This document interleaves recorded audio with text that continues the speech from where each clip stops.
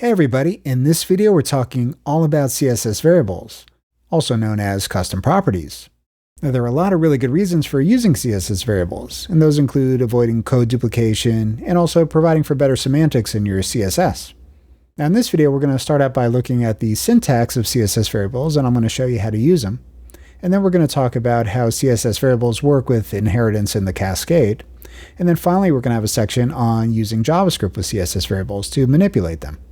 So by the end of this video, you should have a really good handle on using CSS variables. So let's get started. So of course, the first thing we need to do to learn about CSS variables is to look at the syntax.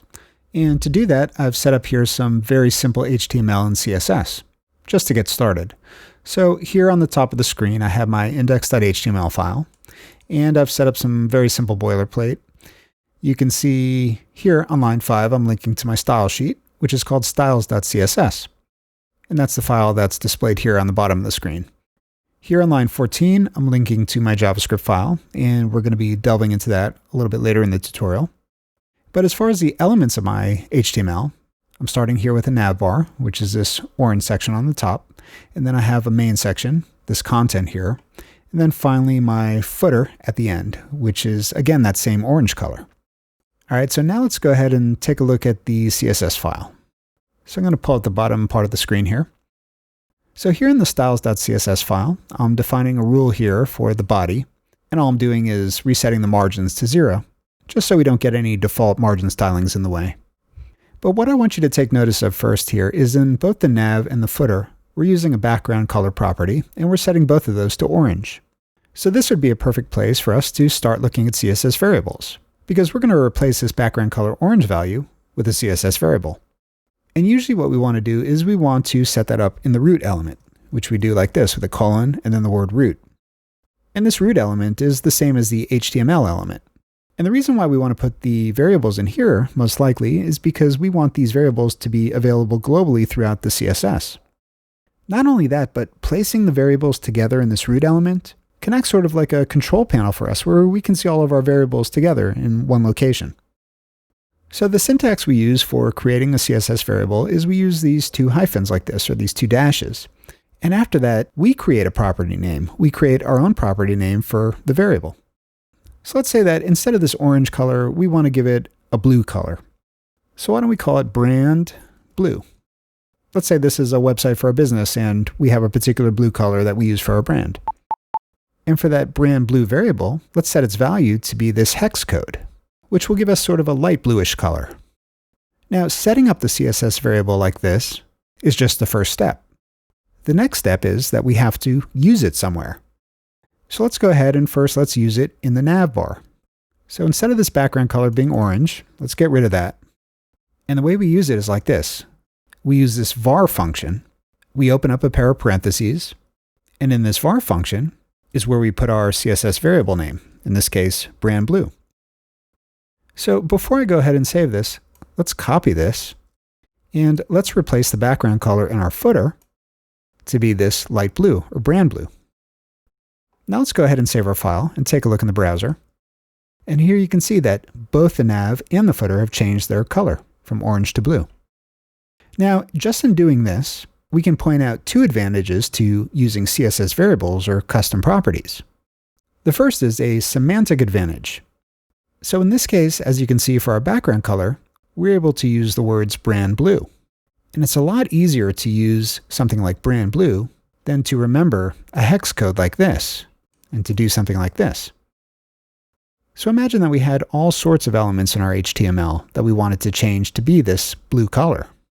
Well, if we were using a hex value like this, any place that we would want to use it throughout our CSS, we would have to make sure that we remembered that exact hex color, or we would have to go throughout our file and look it up somewhere. And it's a lot easier to remember something like brand blue than it is to remember ADD8E6, for example. The other thing is, with it being in the root, imagine that we had all sorts of colors in the root. Like we had a color for our headers, and we had a color for our borders, and whatever. Well, no matter where we were in our CSS document, we could always go up to the root element, and we could look up the various custom property colors that we had available to us. The other big advantage, of course, with CSS variables is that if we want to make a change, all we have to do is make that change in one place. So let's say that I didn't have the CSS variable, and instead I was using this hex color, or this hex value, in both the nav and the footer like this. And then I decided that I wanted to change that color a little bit. So I came into the rule for my nav, and I did something like this. I made it a little bit darker. So now if I save, you can see the nav got darker, but the footer stayed the same. So I would have to come in here, copy this, paste it in here into the footer, and imagine if this color blue was applied to multiple elements. Well, that would be a lot of work. So instead of doing that, I could simply use my var function, pass in my brand blue.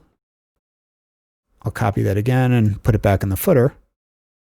And of course, I'll have to uncomment it out in my root element and save. And now we're back to that nice light blue color.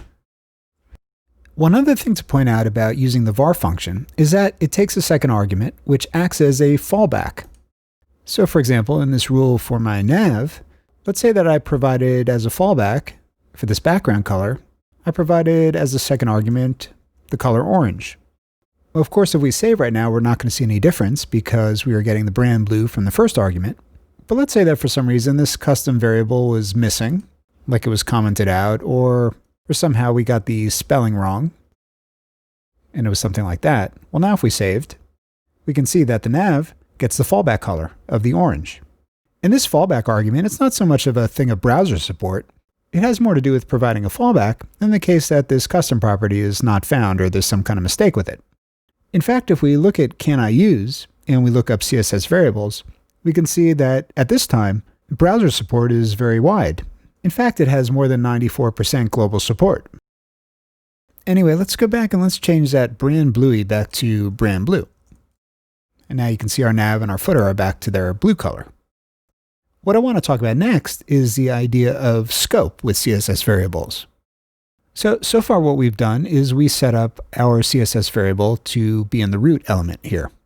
And as we said, a custom property or CSS variable in the root element is available globally to all other elements because the root or HTML element is at the top of the hierarchy. Now, if we use a CSS variable inside of a child element, like let's say that we created a CSS variable for this main element here. Let's go ahead and do that.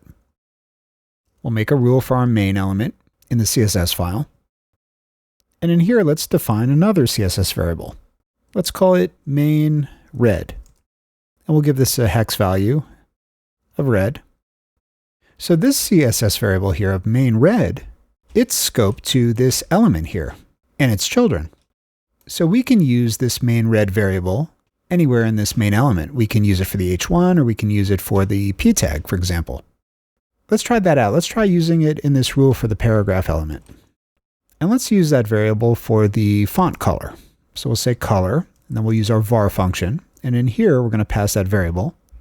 And you can see we get this nice contextual menu here in VS Code, which shows us our different variables. Oh, snap! And let's select that main red. Now let's save. And you can see here the paragraph has become red. But like I said, since we defined the variable here in main, we're not able to use that variable outside of the main element. So for any of its siblings, like this nav or this footer, we wouldn't have access to this. Let's verify that. Let's go into the nav element. Let's comment out this background color here. Let's make another background color. Let's use our var function, and let's try to make the background color set to that main red variable. And let's save. And you can see it completely disappears because this main red variable is not available to the nav element. So this is the idea of scope with CSS variables. And it really works like any other CSS property. Along with this idea of scope is the idea that we can also override the variables. So let's see what I mean by that. Let's get rid of this background color here. And let's bring in this background color declaration here of the brand blue that we had before. Let's save. And we just brought it back.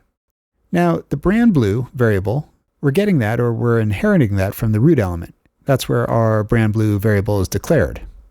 But we have the option to override that if we want.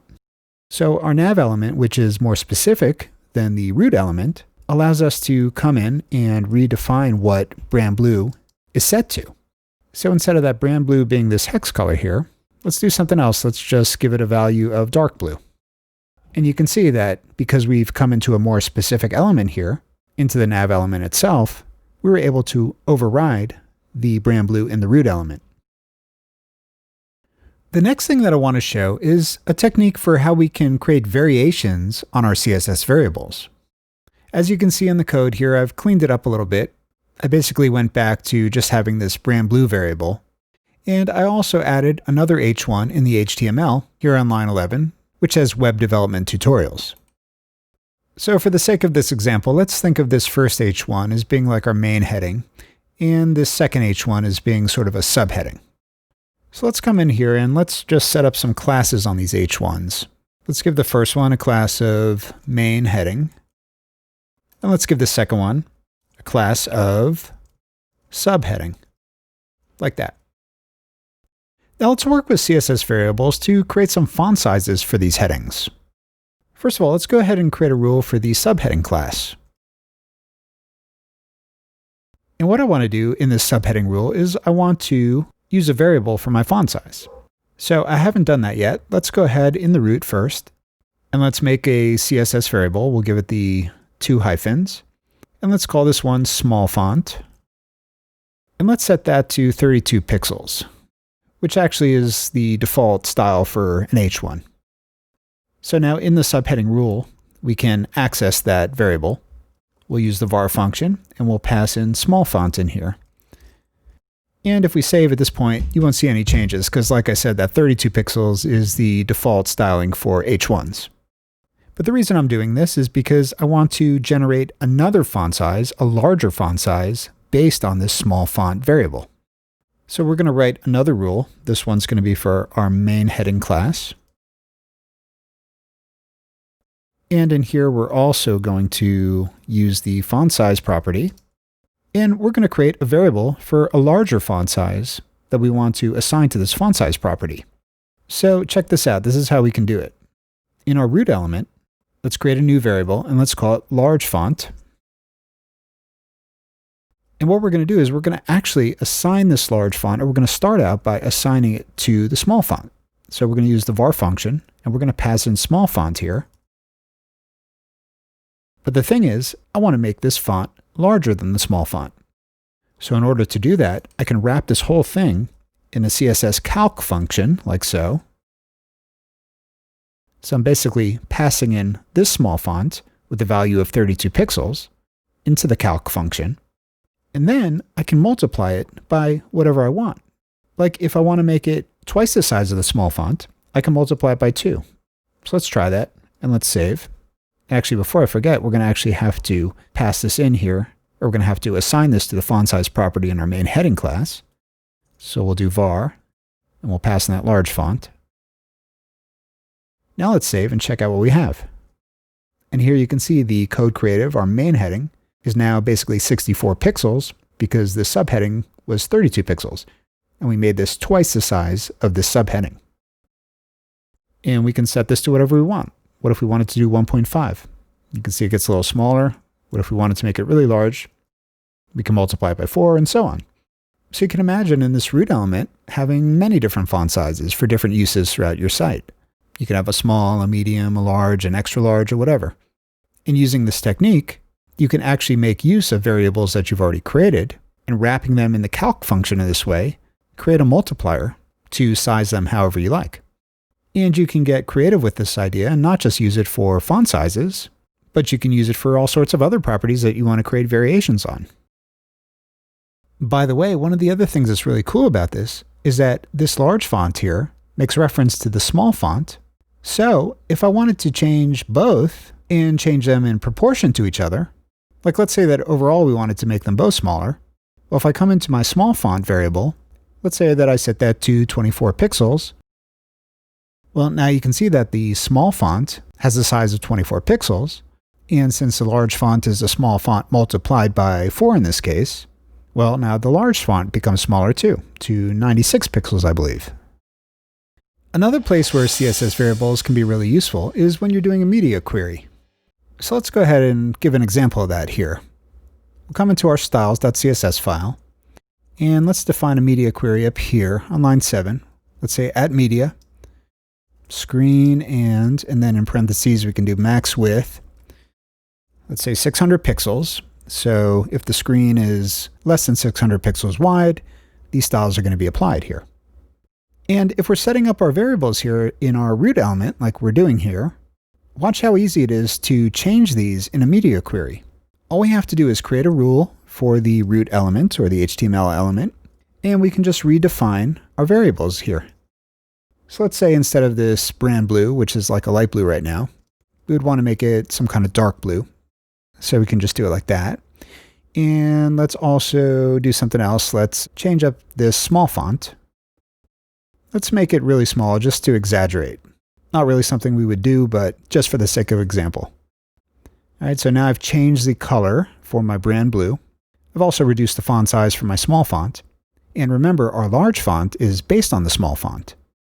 So we should see that one change as well. And that one is assigned here to the H1 main heading. So let's go ahead and reduce the width of our viewport here. And let's see if those changes take effect. And there you go. You can see that both the nav and the footer changed to this dark blue. And also these two headings, the main heading and the subheading, were reduced in size. So it's really that easy in your media queries to just redefine your variables in the root and have them affect all the different elements that make use of those variables. Now we can get into the part of the video where we start talking about CSS variables with JavaScript. So the cool thing about CSS variables is that we can access them with JavaScript and we can manipulate them and change them. So for this example, what I'm going to do is I'm going to set up a very simple dark mode and light mode kind of thing, where we have two buttons. One will be for dark mode and one will be for light mode. And I'm just going to do this in a very simplified way, just so you can get the idea. So first, let me clean up my CSS a little bit. Let me get rid of this media query. We're not going to be looking at that right now. And then in my HTML, I'm going to get rid of this paragraph element, just to clear up the screen a little bit. Under the main section, let's go ahead and let's create two buttons. Let's call the first one dark mode. Let's make another one, and we'll call this one light mode. And I've actually already gone ahead in my CSS and I set up a button rule, and I gave it a font size of 2 rem just so we can really see those buttons. Now for each of the buttons, I'm going to give each one an ID so we can access them in JavaScript. So the first one I'm going to call dark mode button, and then the second one I'm going to call light mode button. Okay, so now that we have those, we can go into the JavaScript. And the first thing that we're going to do is we're going to want to gain access to those buttons. So let's use document.getElementById. And let's get each of them. First one is dark mode button. Let's assign that to a constant, and we'll call that dark mode button. And then let's do the same thing for the light mode button. So getElementById light mode button. And we'll change the name of the constant as well to light mode button. And then what I'm going to do is I'm going to add event listeners to each of these buttons so we can listen for a click event. So let's take the dark mode button first. Let's add an event listener, and we're going to listen for a click event. And then let's make our callback function. And in here is where we're going to change our variable. So in order to get access to that variable, remember the variable here is set on the root element. So in JavaScript, we get the root element by using document.documentElement. And then what we want to do is we want to do .style, and then there's a method called setProperty. And it's in here that we can pass in the CSS variable that we want to change. So the CSS variable that we're going to change is going to be the brand blue. And just for this example, we're just going to keep it simple. We're just going to set that to black. So when we click on this dark mode button, since the nav and the footer both have background color var brand blue, both of these should change to a background color of black. And we'll say that our light mode is going to be this light blue. But let's attach an event listener to the light mode button. And we're going to use the same document.documentElement, which remembers the root element. We're going to do .style, and then we're going to do .setProperty. And here, since we're going to be clicking on light mode, we're going to change that back to the light blue that we currently have. So now, if I go ahead and click on dark mode, I see the nav and the footer change to black. And then if I click on light mode, they go back to the light blue. And I can go back and forth like that. Now, of course, this is a very simplified version, as I said. If we were really doing dark mode, we might change several values. like we might change the color of some of the text as well, and so on. But this here is the key, style.setProperty. This is what allows you to gain access to the CSS variables and pass in new values to them. And then finally, with JavaScript, let me also show you how you can get a variable or get the value of a variable with JavaScript. So in order to do that, there's a method on the window object, and it's called getComputedStyle. So we do window.getComputedStyle. And then what we have to pass in here is the element, the HTML element, that we want to get all the computed styles of. And for this example, we're going to try to get the computed styles of the root element. And remember, the root element, we get access to that by document.documentElement. Then once we have that root element, there's one more method that we need to use, and that's called getPropertyValue. And what we want to pass in here is the property whose value we want to get. So let's say that we wanted to get or retrieve the hex color or the hex code for this CSS variable that we created, brand blue. So in here, we would pass in -- brand blue. Let's just console log out this whole thing. And we have to wrap it in parentheses. And then let's save and take a look in the console. And here we can see we have that hex code, ADD8E6, which is what we assigned to brand blue, our CSS variable. So thanks for checking out this video all about CSS variables. If you feel like you got some value out of the video, please give it a like. Leave me a comment down below and let me know what else you'd like to see covered here. And don't forget to subscribe to the channel so you get notified about future videos. See you next time.